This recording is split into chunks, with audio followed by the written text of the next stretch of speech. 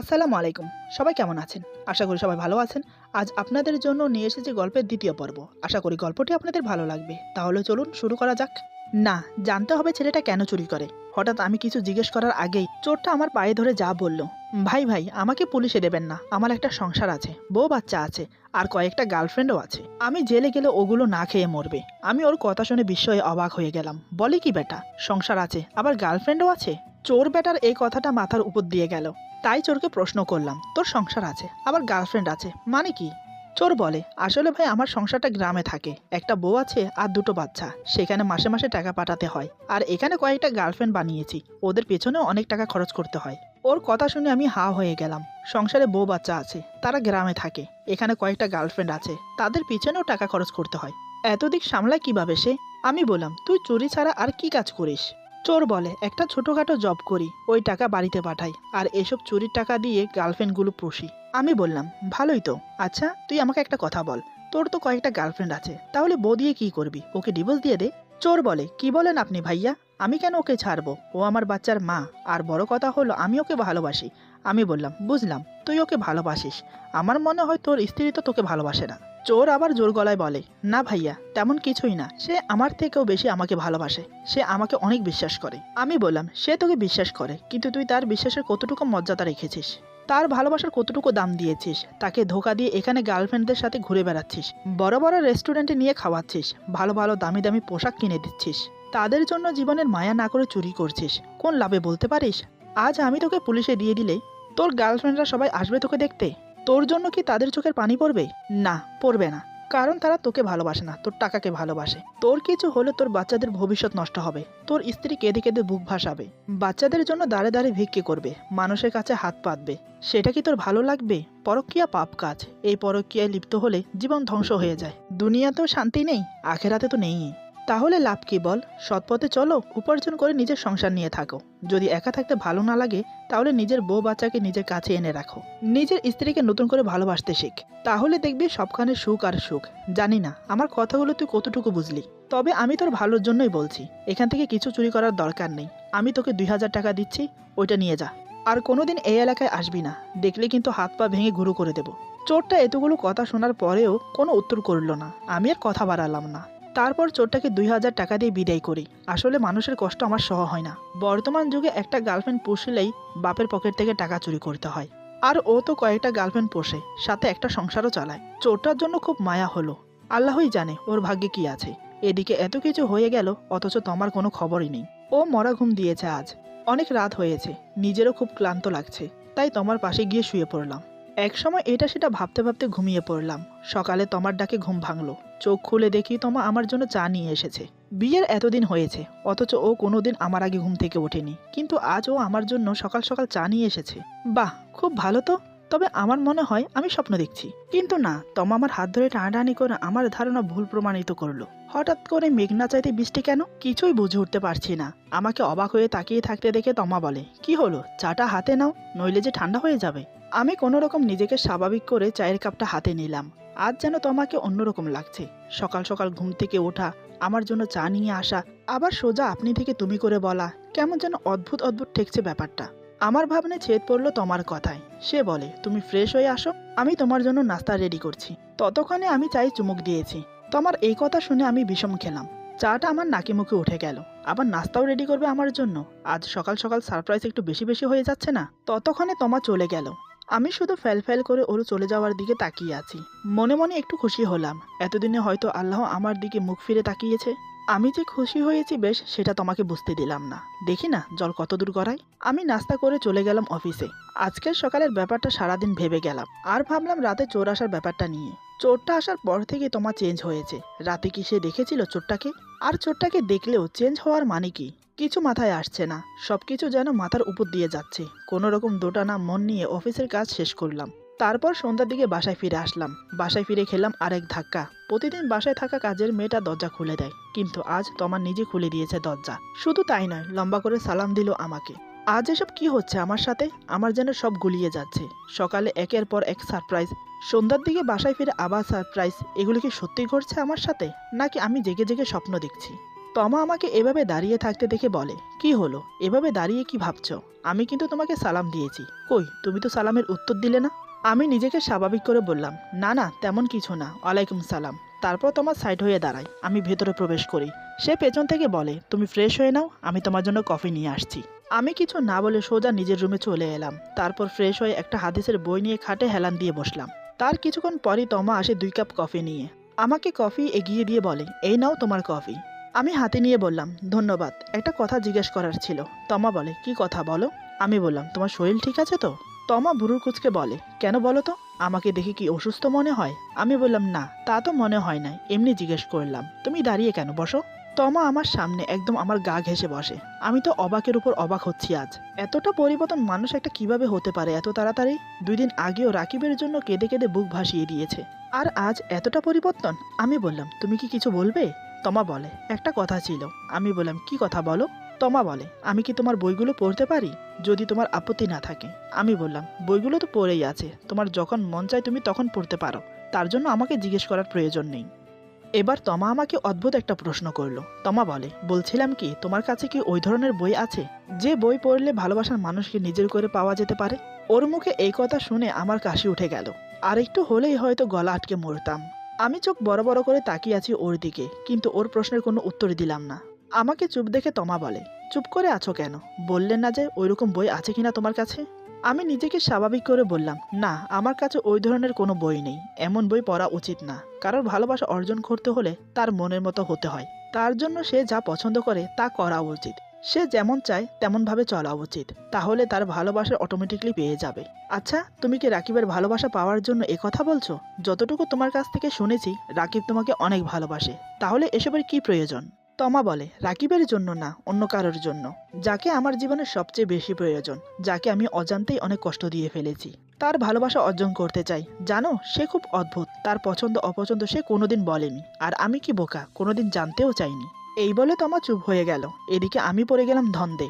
সকাল থেকে এত খাতির তাহলে এই জন্য? আর আমি ভাবলাম কি, আচ্ছা এই মেয়ের কি আরো বয়ফ্রেন্ড আছে, আমার ইচ্ছে করছে জানতে। আমি বললাম, সে কে, জানতে পারি? তমা বলে, না বলা যাবে না, এই বলে চলে গেল। এদিকে আমি ভাবছি, আমার কপাল কেন এত খারাপ, এতদিন রাকিব রাকিব বলে আমার মাথা নষ্ট করেছে, এখন আবার তার সাথে যোগ দিয়েছে আরো একজন, তাহলে কি আমি ওর ভালোবাসা কোনোদিনও পাবো না? এভাবে মান অভিমানের দিন যেতে থাকে। তবে তোমার কিছুটা পরিবর্তন হয়েছে, সেটা কি আমার জন্য নাকি অন্য কারোর জন্য সেটা বলতে পারছি না, শুধু মা বাবার কথা ভেবে। একে তো মা বাবা এসব শুনলে মনে কষ্ট পাবে, অন্যদিকে মান সম্মানের কথা চিন্তা করে, তাই দাঁতে দাঁত খিচিয়ে সহ করে যাচ্ছি। হয়তো এটাই আমার নিয়তি ছিল। এমনই একদিন অফিসে মিটিং থাকার কারণে বাসায় আসতে একটু দেরি হয় আমার। রাত তখন আনুমানিক 10টা হবে। ততক্ষণে মা বাবা খেয়ে দিয়ে নিজের রুমে চলে গেছে। আমি আসা মাত্রই কাজের মেয়েটা দরজা খুলে দেয়। আমি কিছু না বলে চলে গেলাম উপরে। মনে মনে ভাবছি হয়তো সবাই ঘুমিয়ে গেছে, কিন্তু না, নিজের রুমে প্রবেশ করে দেখি তমা জেগে আছে। ঘরের লাইট নিভিয়ে টেবিলের ল্যাম্প লাইট জ্বালিয়ে ঝুঁকে পড়ে কি যেন করছে। আমি তার পিছনে, তাই দেখতে পারছি না। ধীরে ধীরে এগিয়ে গিয়ে ওর পাশে দাঁড়ালাম। ঝুঁকে পড়ে দেখলাম ও কি করছে। দেখি মনোযোগ দিয়ে একটা হাদিসের বই পড়ছে। আমিও কিছু না বলে দাঁড়িয়ে দাঁড়িয়ে দেখতে লাগলাম। সে কখন থেকে ওর পিছনে দাঁড়িয়ে আছি সে একটুও টের পায়নি, এতটাই ডুবে আছে বইয়ের মাঝে। এবার দেখছি কথা না বললে হচ্ছে না। আমি গলা খাকিয়ে বললাম, আসসালামু আলাইকুম, এত রাত জেগে কি পড়া হচ্ছে শুনি? আমার কথায় তমা চমকে ওঠে, পিছন ফিরে দেখে আমি। তারপর বড় করে একটা নিঃশ্বাস নিয়ে বলে, ও তুমি, আমি তো ভয় পেয়ে গিয়েছিলাম। ওয়ালাইকুম সালাম, আজ এত দেরি হলো যে? আমি হাত থেকে ব্যাগটা রাখতে রাখতে বললাম, জরুরি একটা মিটিং ছিল, সেটা শেষ করতে করতে রাত হয়ে গেল। তমা বলে, তুমি ফ্রেশ হয়ে আসো, আমি খাবার গরম করছি। আমি বললাম, তুমি খেয়েছো? তমা বলে, না এখনো খাইনি। আমি একটু অবাক হয়ে বললাম, এখনো খাওনি মানে? রাত কয়টা হয়েছে দেখেছো? তমা বলে, আমি তো তোমার জন্য অপেক্ষা করছিলাম, একসাথে খাবো বলে, এই বলে চলে গেল। আমি তো অবাক হয়ে তাকিয়ে রইলাম। দিন দিন তমা কেমন অদ্ভুতভাবে পরিবর্তন হচ্ছে। যে মেয়ে কোনোদিন আমার জন্য ওয়েট করে না, আমি অফিস থেকে ফিরে আসার আগেই ঘুমিয়ে পড়ে, নয়তোবা আমার আগে খেয়ে ফেলে, সেই মেয়ে এখন রাত জেগে আমার জন্য ওয়েট করছে না খেয়ে। Strange, very strange. আমিও দাঁড়িয়ে না থেকে হাত মুখ ধুয়ে খেতে বসলাম।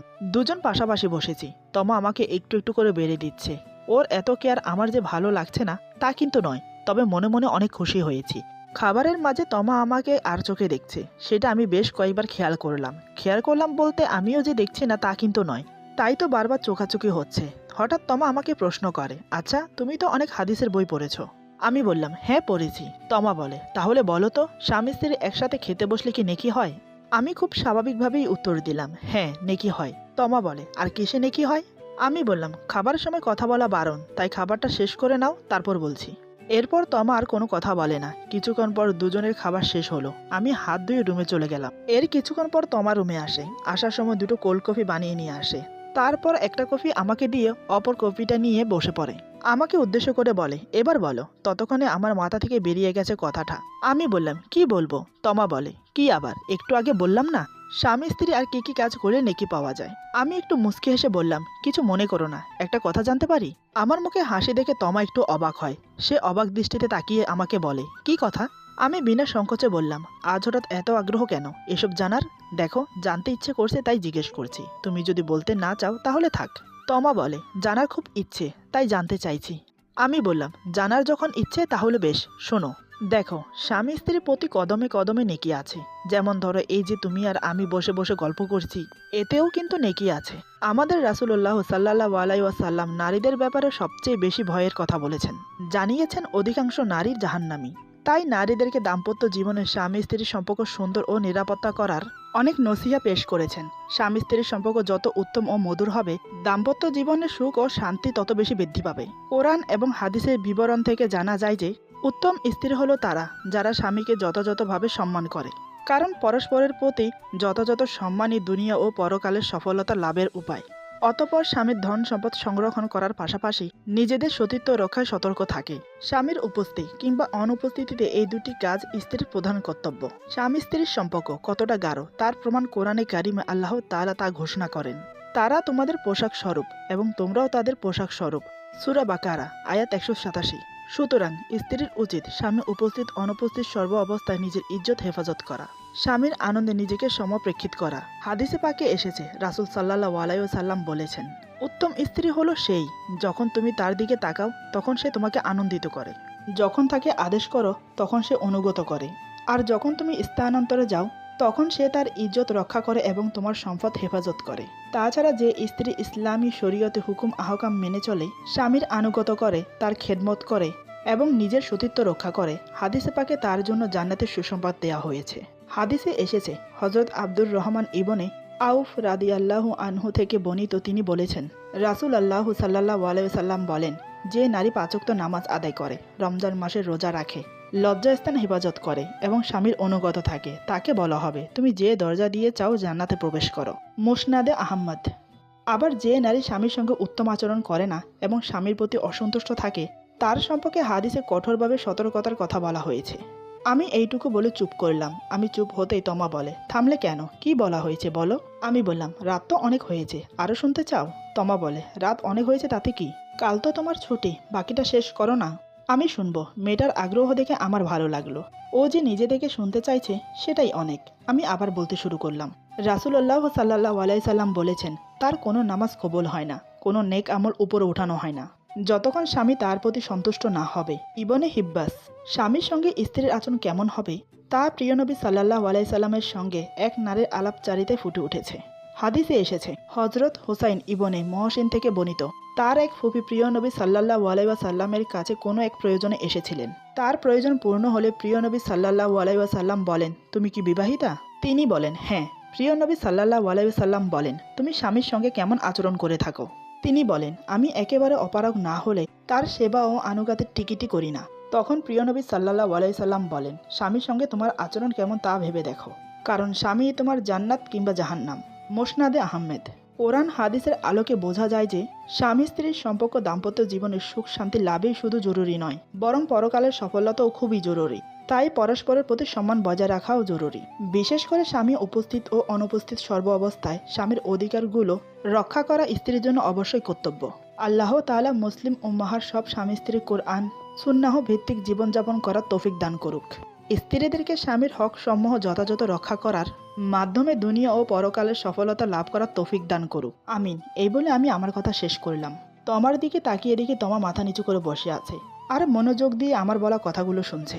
আমি ওর দিকে তাকিয়ে বোঝার চেষ্টা করছি ওর মনে কি চলছে, কিন্তু মেয়েদের মনের গহীনে উকি মেরেও কোনো কিছু উদ্ধার করা সম্ভব না আমাদের মতো ছেলেদের। কিন্তু মেয়েরা আমাদের মতো ছেলেদের চোখ দেখেও মনের সব কথা অনায়াসে বলে দিতে পারে। আমি অনেকক্ষণ চেয়ে থেকেও কিছু বুঝতে পারিনি, তবে এতটুকু বুঝতে পেরেছি যে আমার কথা শুনে ওর মন খারাপ হয়েছে। কিন্তু কেন? এটা কি মন খারাপ বলবো নাকি অনুশোচনা বলবো, কোনটা? এবার দেখছি কথা না বললে নয়। আমি বললাম, তুমি ঠিক আছো? আমার কথায় যেন ওর ভাবনায় চিন্তায় ছেদ পড়লো। তমা খুব নরম সুরে বলে, আচ্ছা, সব হাদিস কি শুধু মেয়েদের জন্য?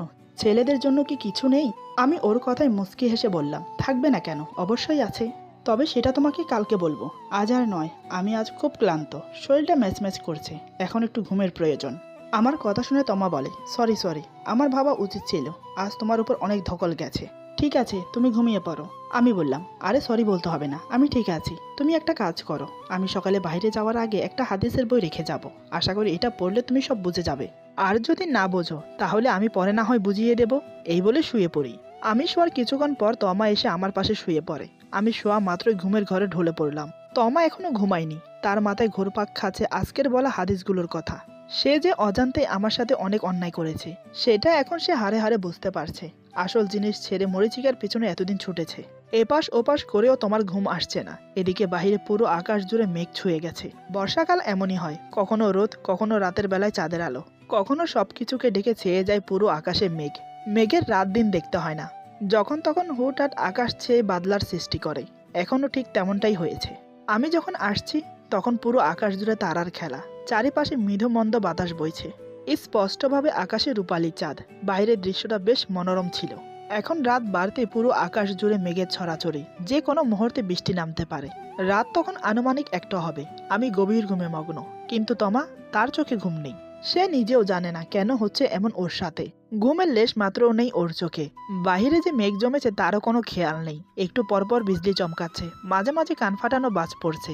আজ অফিসে অনেক কাজ থাকার কারণে আমি খুবই ক্লান্ত ছিলাম, তাই এত কিছুর মাঝেও আমার ঘুম বেশ হচ্ছে। জানালার পাশে আমার পড়ার টেবিল, সেখানে একটা কাজের ফুলদানি রাখা আছে। রাতে গল্পে গল্পে জানালা বন্ধ করতে ভুলে গেছে তমা। হঠাৎ বাইরের ঝোড়ো হাওয়া জানালার ভেতর দিয়ে প্রবেশ করে ফুলদানিটা ফেলে দেয়। তাতেই ফুলদানিটা মেঝেতে পড়ে টুকরো টুকরো হয়ে যায়। তারই আওয়াজে তমা ভাবনা থেকে বেরিয়ে এলো, কিন্তু ভয়ও পেয়েছে অনেক। ততক্ষণে চারিদিকের পরিবেশ ঝড়ের দাপটে খুবই ভয়াবহ অবস্থা হয়ে উঠেছে। তারপর টেবিলে থাকা ফুলদানিটা পড়ে ভেঙে গেল। তাতেই যেন রাতটাকে ভুতুরে ভুতুরে মনে হচ্ছে। বাহিরের দমকা বাতাসে জানালাটা একবার বন্ধ হচ্ছে, একবার খুলছে। মনে হচ্ছে বাইরে থেকে কেউ যেন হাত দিয়ে টেনে একবার বন্ধ করছে, একবার খুলছে। এদিকে তমার ভয়ে হাত পা কাঁপছে। ভয়ে না ঠান্ডায় সেটা সে বুঝতে পারছে না। অন্ধকারে আমার দিকে তাকিয়ে দেখলো আমি খুব শান্তিতে ঘুমোচ্ছি। এত কিছু হয়ে যাচ্ছে অথচ আমার ঘুম ভাঙছে না। এটা দেখে তমা খুব আশ্চর্য হলো।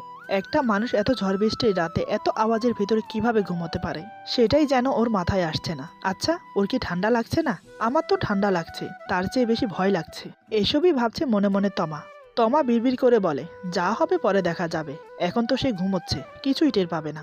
এই বলে আমার হাতের বাহুর উপর মাথা রেখে শুয়ে পড়ে। তমা শোয়ার সাথে সাথে আমি ওকে জড়িয়ে ধরলাম। হঠাৎ আমার এই আক্রমণে তমা একটু ভ্যাবাচাকা খেয়ে যায়। ও ভাবতে পারেনি আমি ওকে এভাবে ঘুমের মাঝে জড়িয়ে ধরবো। আমার বুকে মাথা রেখে তমা একটুও হেলদোল করছে না। আমি ওকে আমার বুকের মাঝে আরো শক্ত করে জড়িয়ে ধরে চোখ বন্ধ রেখে হাত বুলাতে থাকি ওর পিঠে। চোখ বন্ধ রেখে কপালে কিস করি। তমা বুঝেও না বোঝার ভান করে শুয়ে আছে। ঘুমের মাঝেই আমার স্বামী আমাকে আদর করছে, বুকে শক্ত করে জড়িয়ে রেখেছে। স্বামীর শরীরের উষ্ণতাপে আমার শরীর মাতোয়ারা হয়ে উঠছে। আমার যে খুব ইচ্ছে করছে ওর ভালোবাসা পেতে। মনে মনে তমা এসবই ভাবছে। আমার ঘুম ভেঙেছে সেই কখন, যখন ফুলের টপটা ভেঙে যায় তখন। কিন্তু আমি ওকে বুঝতে দেইনি। যখন দেখলাম তমা নিজে থেকেই আমার বুকে এসে ধরা দিয়েছে, তখন আর নিজেকে ধরে রাখতে পারলাম না। এমন বাদলা রাতে ওকে আদর করতে খুব ইচ্ছে করছিল। ভালোবাসার মানুষটা যখন নিজেই এসে ধরা দেয়, তখন নিজেকে স্থির রাখা খুবই কষ্টকর। আমি ওকে দু হাতে আগলে ধরে বুকের সাথে চেপে ধরি। তমা আমাকে বাধা না দিয়ে আমাকে জড়িয়ে ধরে। আমার নাকে এসে লাগে তোমার শরীরে সেই মিষ্টি গন্ধটা, যেটার ঘ্রাণে আমি যে মাতোয়ারা হয়ে যাই, একটা নেশার ঘরে চলে যাই।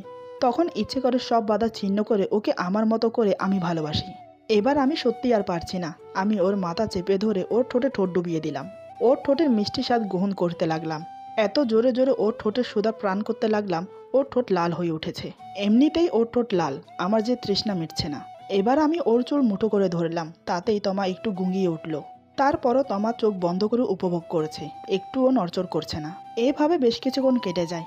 একসময় বাধ্য হয়ে তমা নড়ে চড়ে ওঠে, তাতেই আমার সম্বিত ফিরিল। ঝটপট ওকে ছেড়ে দিয়ে অন্যদিকে ফিরে গেলাম। এই আমি কি করছি? ওর অনুমতি ছাড়াই ওকে কাছে টেনে নিচ্ছি, এটা তো খুবই অন্যায়। কাল দিনে না হয় ওর কাছ থেকে ক্ষমা চেয়ে নেব, এসবই ভাবছি মনে মনে। হঠাৎ তমা যা করলো তাতেই যেন আমি বিস্ময়ে অবাক হয়ে গেলাম। যা করলো তা মনে হয় যেন ভাবনা চিন্তার ঊর্ধ্বে। বেশ অবাক হয়ে ভাবতে লাগলাম এরপর যা হলো। আজকের গল্প এখানে সমাপ্ত। গল্পের বাকি অংশ পেয়ে যাবেন আগামী পর্বে।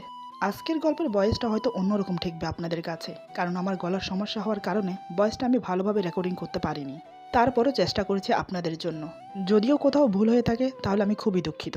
আর যারা আমাকে সাপোর্ট করেছেন তাদেরকে আমি অসংখ্য অসংখ্য ধন্যবাদ জানাই। আর অনুরোধ করি বন্ধুদের সাথে বেশি বেশি করে শেয়ার করুন। সবাই ভালো থাকুন, সুস্থ থাকুন। আল্লাহ হাফেজ।